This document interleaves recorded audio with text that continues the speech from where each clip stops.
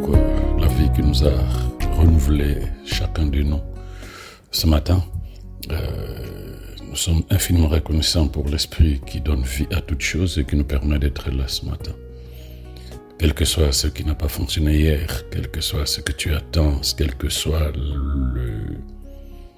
le moment ou la difficulté dans laquelle tu peux te trouver, dès le moment où le Seigneur te restaure, te renouvelle ses bontés, ses faveurs, sa grâce, en te réveillant ce matin, renouvelle l'espoir à l'intérieur de toi, car cela signifie simplement qu'il n'a pas terminé avec toi et qu'il a besoin que tu aies confiance en lui, comme lui il a confiance en toi.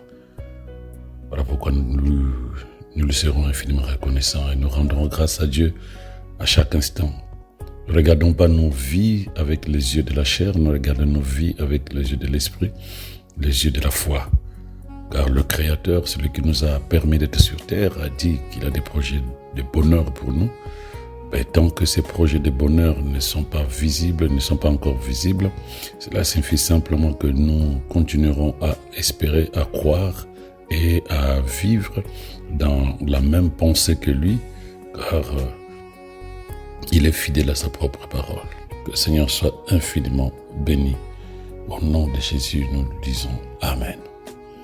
Donc aujourd'hui, c'est notre 10e jour de temps de prière et jeûne. Donc c'est la journée 10 sur 12. Et ces 3 jours qui nous restent, nous allons les consacrer à l'Église. Que nous ayons une pensée pour l'Église, à travers ce que Christ a fait depuis que nous avons commencé et de ce qu'il fera par rapport au projet qu'il a pour son Église. Il est très difficile pour beaucoup de personnes de discerner ce qu'on appelle une Église. Parce qu'il y a ce mélange entre les personnes humaines et la vision spirituelle d'une Église. Donc, tellement on est plus dans une vision matérielle, humaine, quand on parle d'Église, que les gens ne savent plus pourquoi une Église. Les raisons pour lesquelles les gens sont dans les Églises sont de moins en moins claires. Mais entre-temps, les gens sont dans les Églises.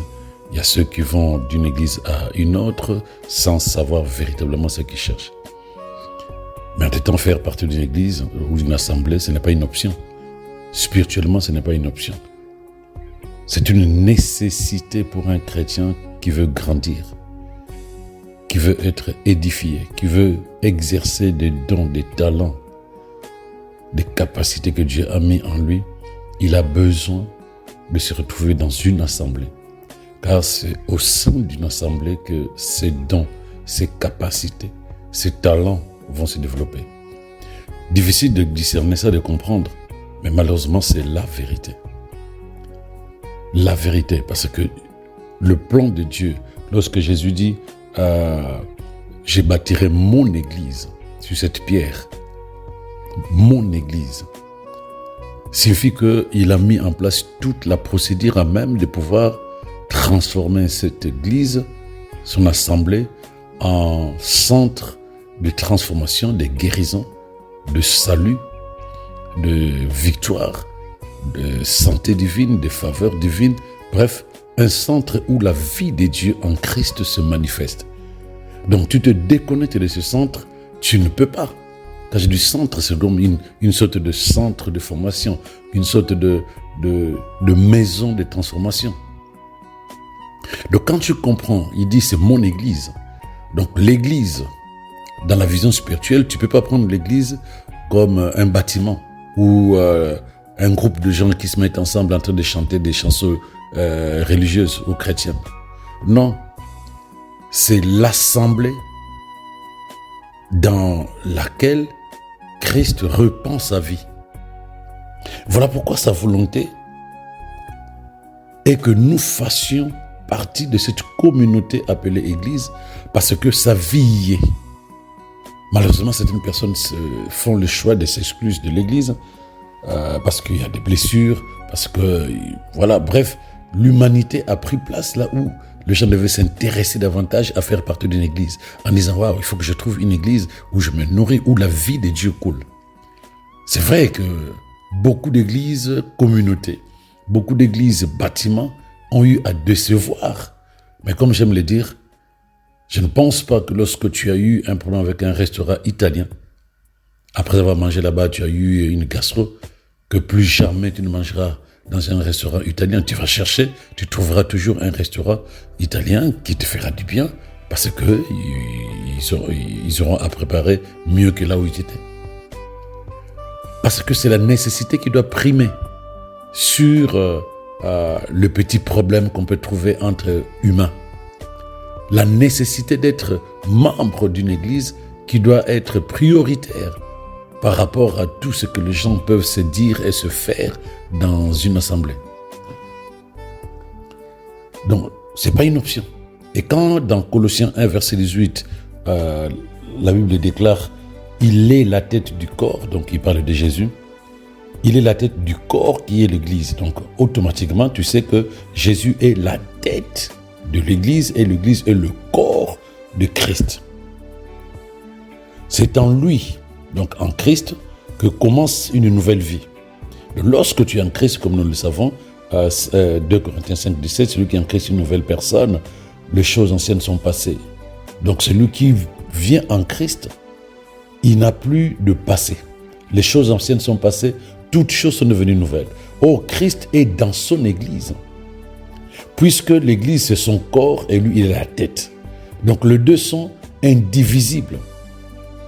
Les deux sont inséparables, si tu veux. L'Église et Christ sont unis. Mais si nous descendons dans Ephésiens 1, verset 22-23, il dit « Dieu a tout mis sous ses pieds, le pied de qui? De Jésus, de Christ, et il a donné Christ pour chef sur toutes choses à l'Église. » Donc non seulement il est la tête, mais il est le chef de l'Église. Bien-aimé, toi tu cherches Christ matin, midi, soir. Toi tu cherches que Christ te fasse du bien. Toi tu veux rencontrer Christ. Toi tu veux vivre la vie de Christ. Bonne nouvelle, une assemblée. Ton assemblée aujourd'hui, le chef de ton assemblée, si l'assemblée est consacrée à Christ, je parle par exemple du refuge, le chef de cette assemblée, c'est Christ. Tu veux le rencontrer? Reste dans l'assemblée. Vis la vie de l'assemblée. La deuxième bonne nouvelle, il est non seulement le chef, mais il est la tête. Et ton assemblée, ton église, c'est son corps. Inséparable. Tu ne peux pas séparer le corps et la tête et que la tête continue à fonctionner et le corps, continue à fonctionner. C'est impossible. Il est la plénitude de celui qui, l'Église, est la plénitude de celui qui remplit tout en tout. Mais c'est impressionnant ce verset. C'est une révélation. Christ remplit toutes choses. Christ est en toutes choses que Dieu a créées. Mais la plénitude de Christ lui-même, c'est son Église. Tu es en lui et il est en toi.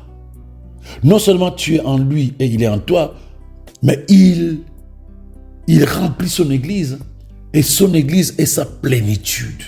Waouh! Oh, gloire à toi. La Bible dit qu'il est le chef de l'Église, qui est son corps. Et l'Église, elle est la plénitude de celui qui remplit tout en tout. Et celui qui remplit tout en tout, c'est Christ. Mais sa plénitude, c'est son Église. Sa plénitude, c'est son Église. Donc à travers toi, bien-aimé, en tant que membre du corps de Christ qui est l'Église, Christ s'exprime.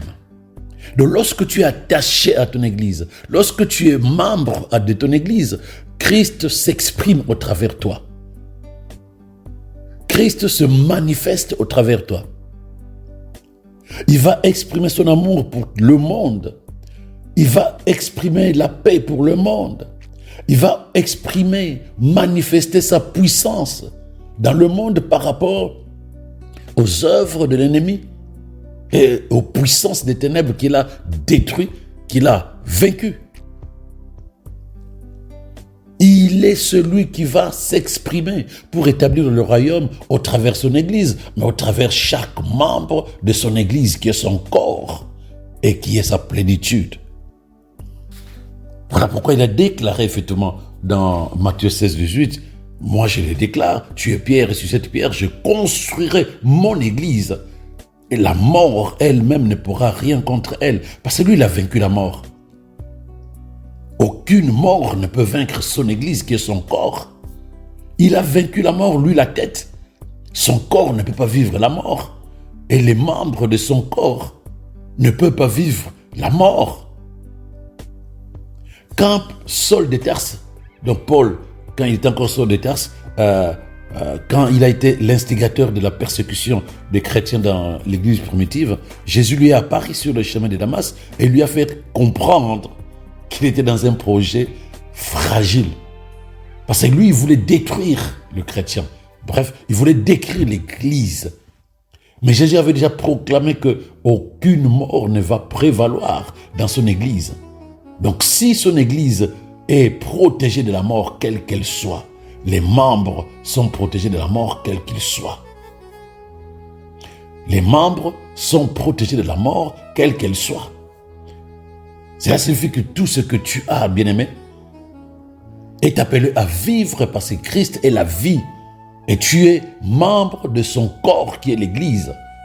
Et il exprime sa divinité dans son Église, au travers de l'Église et au travers chaque personne, chaque membre qui est dans cette Église. Oh, j'ai béni Dieu pour cette révélation, pour ce discernement qui vient faire asseoir davantage la vérité de sa parole à l'intérieur de chacun de nous. Donc voilà comment Saul à ce moment-là, a été vaincu parce que Jésus avait proclamé que la mort ne va pas prévaloir sur mon Église qui est mon corps. Moi je suis ressuscité, j'ai vaincu la mort, mon corps qui est l'Église vaincra naturellement la mort et les membres de ce corps marcheront dans la victoire de la vie sur la mort. Gloire à Jésus.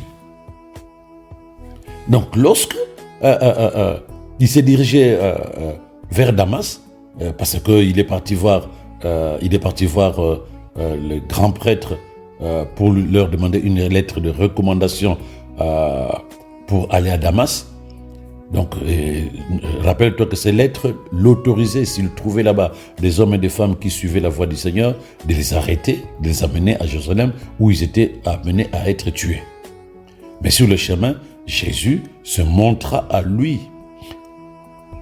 Il tomba, tu connais l'histoire, il tomba à terre et a entendu une voix qui lui disait « Saul, Saul, pourquoi me persécutes-tu » Et Saul dit « Qui es-tu, Seigneur ?» demanda-t-il, et la voix reprit « Je suis moi, Jésus que tu persécutes. » Regarde, il persécutait l'Église. Mais quand Jésus s'est manifesté à lui, il a dit non, l'Église c'est moi.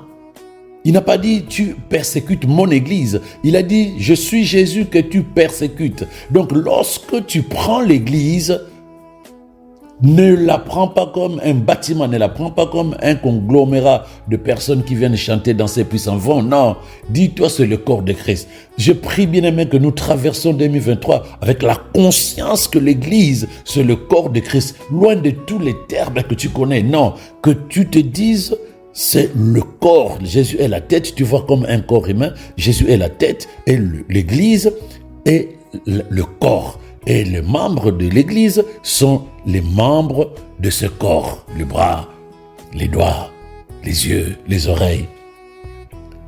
C'est comme ça que le spirituel qui est en Christ va se répandre dans notre Église et va se répandre dans chaque membre de l'Église. Jésus dit à Saul, non, c'est pas mon Église que tu es en train de persécuter. C'est pas des chrétiens que tu es en train de persécuter. C'est moi que tu es en train de persécuter parce que l'Église, c'est moi, c'est mon corps. Waouh! Il dit non, la mort ne va pas prévaloir contre mon Église parce que moi, je suis le maître de la vie. Donc, tout ce qui est mort dans une Église qui est consacrée à Christ, Une église dont la tête est Christ, tout ce qui est mort vit naturellement. Et sa gloire se manifeste dans son église et sa gloire se manifeste dans la vie de chaque personne dans cette église. Nous sommes le corps de Christ. Nous le sommes depuis que nous sommes baptisés. Nous sommes passés par les eaux du baptême. Nous avons accepté Christ comme notre Seigneur et notre Sauveur.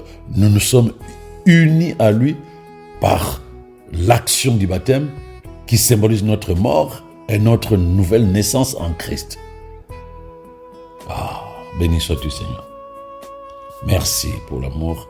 Merci pour la fidélité. Merci pour ce que tu as fait de nous. Merci pour ton Église qui est ton corps par laquelle tu t'exprimes. Cette Église par laquelle tu t'exprimes avec amour, avec puissance, avec joie. Au travers de cette Église, ta plénitude se manifeste dans la vie de chaque membre. Nous sommes infiniment reconnaissants, Seigneur, d'avoir fait de nous membres de ton corps spirituel qui est l'Église. Nos vies sont constamment mises à jour avec la parole que tu répands chaque jour dans ton Église. Nous remettons de l'ordre à l'intérieur de nous. Nous renouvelons notre manière de penser grâce à la parole que tu répands dans ton Église. Et dans ta présence et dans la communion avec toi, nous sommes continuellement édifiés, nous sommes fortifiés, nous sommes établis dans la vérité de la bonne nouvelle du royaume, l'évangile que tu nous as donné et que nous devons aussi aller proclamer au nom de Jésus. Merci de nous avoir permis d'appartenir à la famille du Dieu Tout-Puissant. Merci Seigneur de ce que tu nous permets d'être unis, d'être soudés, de fonder notre vie en toi, parole de vie, d'être unis par l'amour que tu as répandu dans le cœur de chacun de nous, de vivre la santé divine, la richesse, la splendeur, la prospérité, la gloire, la paix, l'amour véritable, car toutes ces choses, tu les as répandues dans ton Église. La gloire de Dieu est visible et manifeste dans notre Église qui est le corps de Christ. La gloire de Dieu, l'amour de Dieu se répand dans les cœurs de chaque membre de notre Église, car c'est au travers son Église que Christ s'exprime et au travers chaque membre de son Église que Christ se manifeste. Et bien aimé, de là où tu es, ou sinon simplement tu me suis, nous allons proclamer des paroles prophétiques, nous allons déclarer des paroles prophétiques sur notre Église, afin que nous commençons déjà à saturer le nuage, à s'aimer notre champ, pour que l'année prochaine, par la grâce de Dieu, nous récoltons les fruits, la sémence que nous sèmons aujourd'hui. Donc de là où tu es, si tu peux le faire, si tu sais le faire, déclare des paroles prophétiques, sinon tu me suis. Gloire à toi, Seigneur notre Dieu. Béni sois-tu de ce que ton Église, le refuge, a grandi.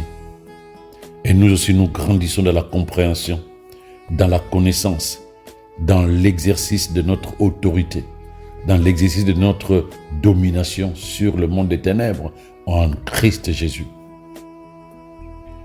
Peu importe qu'il y ait un adversaire qui s'oppose à nous, peu importe que les hommes parlent contre ton Église, peu importe que les hommes parlent contre les membres de ton Église que nous sommes,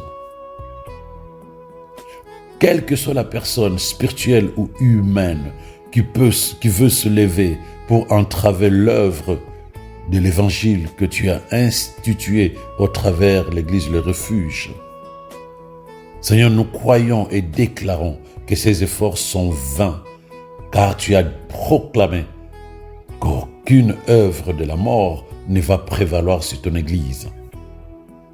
Nous sommes en paix et nous sommes rassurés de ce que nous savons, que là où nous sommes, tu y es, car nous sommes inséparables. Tu es la tête, tu es le chef de notre Église, car notre Église, c'est ton corps et nous sommes membres de ton corps. Voilà pourquoi nous déclarons que le refuge est en marche. Le refuge marche vers des sommets, car le véritable refuge est Christ lui-même. Béni sois-tu, Seigneur, toi qui as proclamé que les portes de l'enfer ne prévaudront pas contre ton Église, le refuge. Voilà pourquoi toute parole négative qui a été proclamée contre elle tarit, sèche maintenant au nom de Jésus.